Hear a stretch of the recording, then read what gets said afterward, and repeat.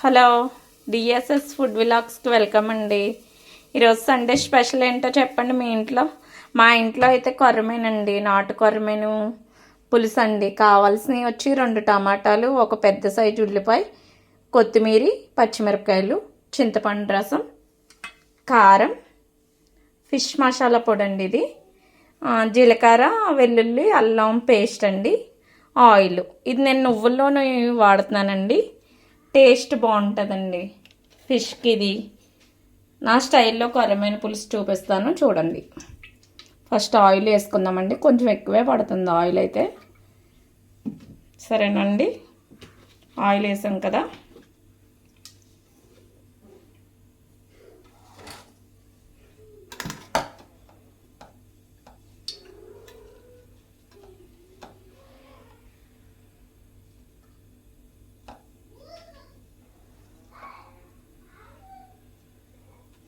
Oil heat ఎక్కగానండి టమాటాలు, ఉల్లిపాయలు 2 కలిపి వేసేద్దామండి.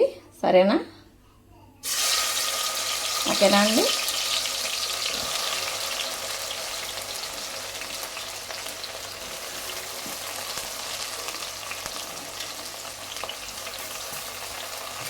ఫ్రై చేసుకుందాం,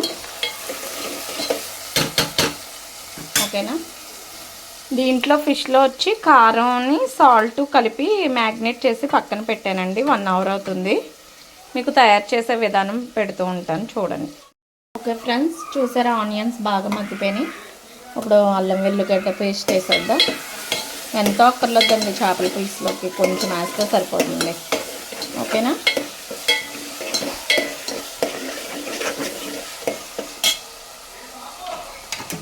ఇప్పుడు కారం, ఉప్పు, గరం మసాలా, కారం, ఉప్పు, ఫిష్ మసాలా కలిపి వేసేద్దాం, సరిపోతుంది.